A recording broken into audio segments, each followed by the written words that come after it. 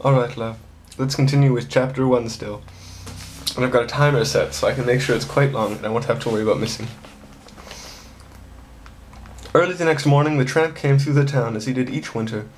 As the little dog still at his heels, he walked the snowy streets past the house where the children and the grown-ups lived. He looked into the trash can to see what he might be able to use, took an empty can and a bundle of newspapers, and went back to the junkyard where he had slept the night before in a wrecked car. Only then did he find the mouse and his child inside the papers, crushed almost flat, but still holding fast to each other. The tramp looked at the battered wrecks around him in the cold, clear sunlight. He looked down at himself in his ragged clothes, and he sat down at the car he'd slept in, reached into his pocket for a little screwdriver. While the dog watched quietly, he took the mouse and his child apart to see if he could make them dance again. The junkyard lay silent, its wrecks upheaved like rusty islands in the sparkling snow, and the only sound of the bells of Christmas ringing in the town and the cawing of some crows, hoarse and sharp in the cold air.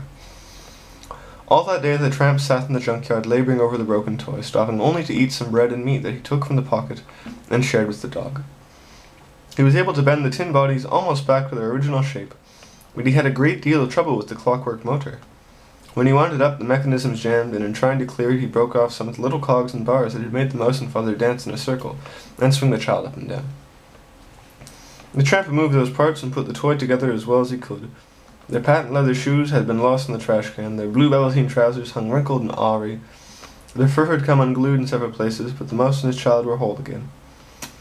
Now when it was wound up, the motor worked without jamming, and the mouse and his child danced no more. The father, his legs somewhat bent, lurched straight ahead with a rolling stride, pushing the child backwards before him. The little dog sat and watched him with his head cocked to one side. The ragged man smiled and threw away the leftover parts. Then he put the toy in his pocket and walked it onto the highway. High on a ridge above the town, there were snowy fields sloped off on either side. The road crossed the bridge over the railroad tracks, went down past the dump, and stretched away to the horizon. The tramp set the mouse and his child down at the edge of the road and wound up the father. "Be tramps," he said, and turned away and walked with the dog at his heels. Chapter 2. The mouse father walked forward onto the bridge, pushing the child backwards before him until his motor ran down and he could no move farther. Trains rumbled and shrieked on the tracks below. Cars and trucks shook the bridge as they roared past and vanished into the distance, while the father and the son stood trembling. The afternoon wore on toward evening, and the broken glass of mica on the roadside glittered in the last low sunlight of the day. The snowy fields glowed briefly and went dark. At the dump, the trash fires smoldered, red and smoky in the dusk. The bridge lights went on, and beyond their unearthly blue glare, the highway lamps spaced out the twilight to the dark horizon. A gibbous moon started crookedly down from the cold sky until it was all blotted out by the clouds. Far away, the clock in the town hall told the hours, and the mouse and his child waited in silence until they heard the 12 faint strokes of midnight. "You see now where your crying has brought us?" said the father. "I'm sorry, Papa," said the child. "I didn't mean to cry. I couldn't help it." The father looked thoughtfully into the night beyond the bridge, where the red tail lights diminished and the white headlights continually approached. The wind was rising, and the silence between the traffic and the girders of the bridge creaked with cold. "How strange it is to walk straight ahead," he said. "I walk backwards," said the child, "but I liked it better dancing in a circle. What shall we do now?" "Who knows," said the father. "There seems to be a good deal more to the world anything than Christmas tree in the attic and the trash can. Anything at all might happen, I suppose." "But it won't," said a soft voice close by. "Not this evening, my lads." A large rat crept out of the shadows into the girders, into the light of the overhead lamps, and stood up suddenly on his hind legs before the mouse and his child.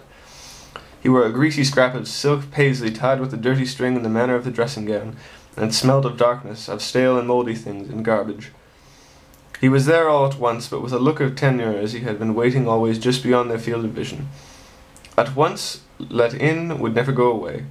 In the eerie blue glare he peered beadily at his father and his son, and his eyes, as passing headlights came and went, flashed blank and red like two tiny ruby mirrors. His whiskers quivered and his face came closer. He bared his yellow teeth and smiled, and a paw shot out to strike the mouse and his child, a rattling blow that knocked them flat. "Time to be moving along now," said the rat. He set them on their feet, wound up the father, and guided them across the bridge and up the road towards the dump. As they walked below the highway lamps, their shadows swung behind them, and dancing then before, then disappeared in the darkness till the next dim circle light was reached. "Where are you taking us?" asked the father. "To a ball," said the rat, "to a jolly, jolly ball at the royal palace, where we shall all drink champagne and dance until dawn. How'll that be?" He laughed softly. His voice, half pleasant, half repellent, was oddly mild and persuasive. "Are we really going to a palace?" asked the child. "I don't think so," said the father. "He's teasing us." "Yes," said the rat, "I'm a dreadful tease, famous for my sense of humour. And here we are home again, safe and sound." They were off the highway now, at the dump. Stumbling over snow-covered rubbish, they followed a path through the city of rats and other vermin, where the little refuse fires tended by the inhabitants threw dancing shadows on the dirty snow. Tunnels and alleyways led through the trash to the dark and filthy dwellings. Skulking figures watched them pass, and loud rat voices all around them quarrelled, cursed, and sang. The pathway widened as they went, and little hole in the corner stalls with rat proprietors appeared. "Orange peels, imported and domestic, fancy molds, green, white, and black," cried a wizened-voiced little vendor with matted fur. "Bacon grease, guaranteed 2 months old, some with egg scraps, going fast."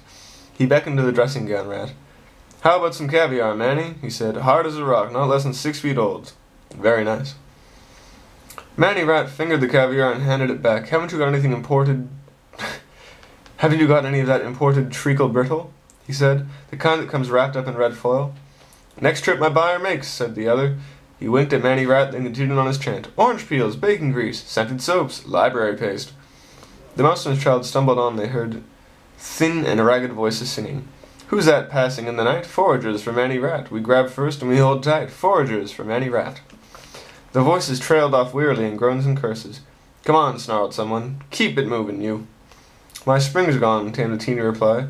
"See for yourself. One end of it is sticking out my chest. I'm done." "No such luck," said another tin voice as the unseen group passed out of earshot. Manny Rat snickered and pushed the mouse and his child along through an evil-smelling huddle of gambling dens, gaming booths, dance halls, taverns, all crudely built of scraps of wood and cardboard boxes. The bonfires in the alleyways threw moving shadows of the revellers large on the walls of the open stalls, and the dance halls thumped and whistled savagely with tin-can drums, reed pipes, and matchbox banjos, while the dim light of candles through the doors and windows set bobbing rat shapes dancing blackly on the snow. Farther off above the general din there rose a cracked voice of a wind-up carousel that played a waltz with many missing notes. Beyond the rubbish mountains and the trash fires wailed a passing freight, its wheels faintly clacking on the distant rails. "Hurry, hurry, step right up," shouted a red and black sexton beetle at the entrance of an orange crate theatre. The guttering flames of birthday candle stubs behind him threw his frisking shadow on the snow ahead. The beetle wore a cape made from the fur of a woolly bear caterpillar, but he shivered nonetheless. "A scientific exhibit," he announced to a passerby, "an education for the whole family."